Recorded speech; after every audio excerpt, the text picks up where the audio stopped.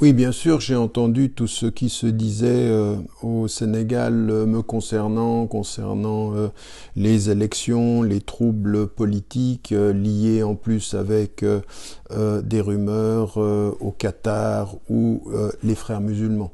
Alors, la première chose qu'il faut dire par rapport à cela, parce qu'à un moment donné, il faut que cessent les discours fantaisistes, les constructions médiatiques autour de sujets qui sont d'abord mensongers, d'affirmations qui sont mensongères. Et je vais y revenir me concernant par rapport à ce que je compte faire si ça continue. La première des choses qu'il faut dire d'abord par rapport au Qatar qui serait impliqué au Sénégal et qui soutiendrait un candidat, en même temps on y ajouterait dans ce soutien des millions et en même temps l'intervention des frères musulmans tout à coup. Donc première des choses, parce qu'il faut rester crédible et sérieux, est-ce qu'il y a un pays africain où l'on voit aujourd'hui le Qatar avoir une autre politique et être sur une autre ligne que celle de la France? En fait, que ce soit en Algérie, que ce soit en Libye plus récemment, eh bien, on voit clairement que les deux politiques sont alignées. Et donc, tout à coup, le Qatar, qui est un allié de la France en Afrique, déciderait de soutenir le candidat qui serait opposé au candidat que soutient la France. Et la France est en difficulté en Afrique aujourd'hui et elle a besoin de ce soutien. Et donc tout à coup, le Qatar déverserait des millions, ce qui est totalement invraisemblable. Vient s'ajouter à cela l'idée que ce que l'on veut faire, c'est de faire dire que ceux qui s'opposent au président actuel, eh bien, sont des islamistes ou c'est l'islam politique, ce sont les frères musulmans. C'est exactement la même rhétorique que celle que l'on a en France. D'ailleurs, ceux qui aujourd'hui disent que le Qatar soutient, disent exactement la même chose qu'une certaine élite française, alors que le Qatar c'est l'allié de la France. C'est pas simplement vrai pour le Paris Saint-Germain, c'est vrai sur le plan géostratégique, c'est vrai pour le pétrole, c'est vrai pour le gaz, c'est vrai pour les armes.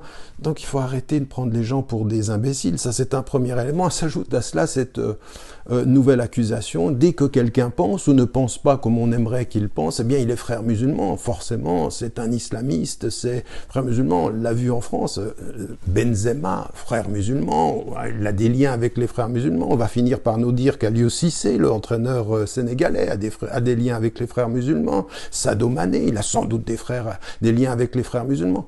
Il faut arrêter de prendre les gens pour des imbéciles. Il faut arrêter ces constructions. Donc tout ceci ne tient pas sur le plan géostratégique comme sur le plan économique. Ça, c'est un premier élément. Le deuxième élément qui vient s'ajouter à cela, c'est cette référence tout à coup, le Canard enchaîné, qui est un journal extrêmement sérieux, a dit que.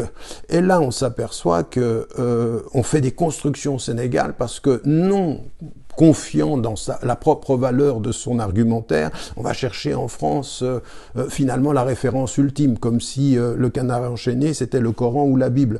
Or le Canard enchaîné dit beaucoup de bêtises et en plus, dans ce qu'il dit dans cet article en question, il n'y a pas du tout ce qui a été dit qu'il avait été dit au Sénégal. En Sénégal, on fait mentir le Canard enchaîné, on prend des phrases et puis il ne dit pas ceci, il pose la question, suggère qu'effectivement le Qatar pourrait donner des millions. Il ne l'affirme pas, il n'en a même pas la preuve. Il a entendu, il semblerait que, il se pourrait que, comme souvent les médias français font, ils le font quand ça les arrange. Ce que l'on sait de façon objective, c'est que le Qatar donne des millions au Paris Saint-Germain, donne des millions à l'économie française, ça on le sait. Maintenant, les suppositions et les conditionnels, encore une fois, ceci n'est pas avéré. Donc, la fausse citation et la construction autour du Canard enchaîné ne donnent aucune crédibilité supérieure à des rumeurs qui ne sont pas, qui sont fondées sur rien. Et d'abord, j'aimerais aussi dire, et ça c'était mon point, qu'aujourd'hui j'ai aussi entendu que je serais moi la courroie de transmission qui prendrait des millions et qui viendrait au Sénégal et qui distribuerait cet argent. Là maintenant je vais vous le dire parce qu'il y a une information judiciaire qui a été ouverte en Suisse par rapport à des propos de cette nature qui concernaient les Émirats Arabes Unis et donc il y avait des gens qui faisaient courir la rumeur. Le journaliste en question a été récemment condamné, mais l'affaire, elle va aller encore beaucoup plus loin parce que c'est extrêmement grave.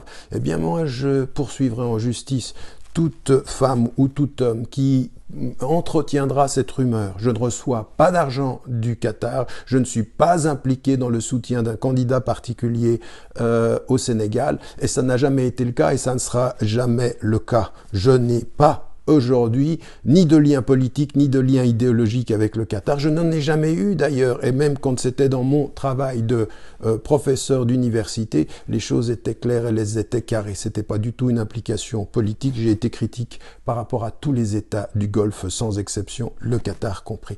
Maintenant, j'attaquerai en justice. Pourquoi? Parce que aujourd'hui, ce qui est en train de se passer au Sénégal est quelque chose d'assez pervers politiquement. Quand on ne sait pas gérer la transparence démocratique, on crée la rumeur et on fait courir des bruits qui ne sont fondés sur rien. On m'a même dit à moi, on m'a dit Tariq Ramadan, occupez-vous de vos affaires, occupez-vous de l'Égypte ou occupez-vous de la Suisse. Les mêmes qui sont très contents quand je m'intéresse aux affaires de la Palestine ou quand je m'intéresse aux affaires des injustices partout dans le monde.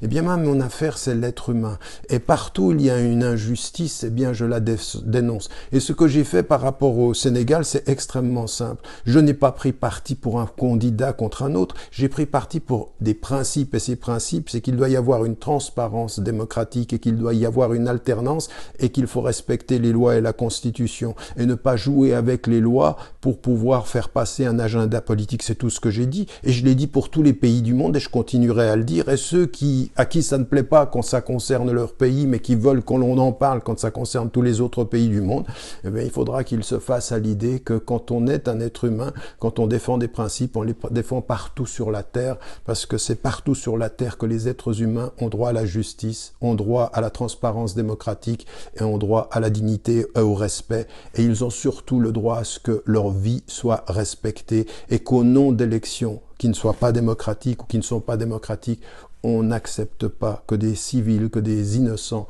soient tués dans les rues. Ça, jamais. Et donc, je continuerai à en parler, que ça plaise ou non. Et c'est pas parce que je dis des choses qui ne plaisent pas à un certain nombre de Sénégalais qu'il faut qu'ils essayent d'inventer des choses qui n'ont aucun fondement et aucune vérité, comme la relation avec le Qatar, comme le fait des frères musulmans qui se répondraient, dont je ne suis pas le porte-parole, et qu'il n'y a absolument aucune vérité là-dedans. La seule vérité, c'est qu'aujourd'hui, le Sénégal a mal à ses principes de transparence démocratique, et que l'alternance, et que le processus qui devrait être respecté de façon beaucoup plus stricte, et ce, sans l'aval d'aucun pays étranger.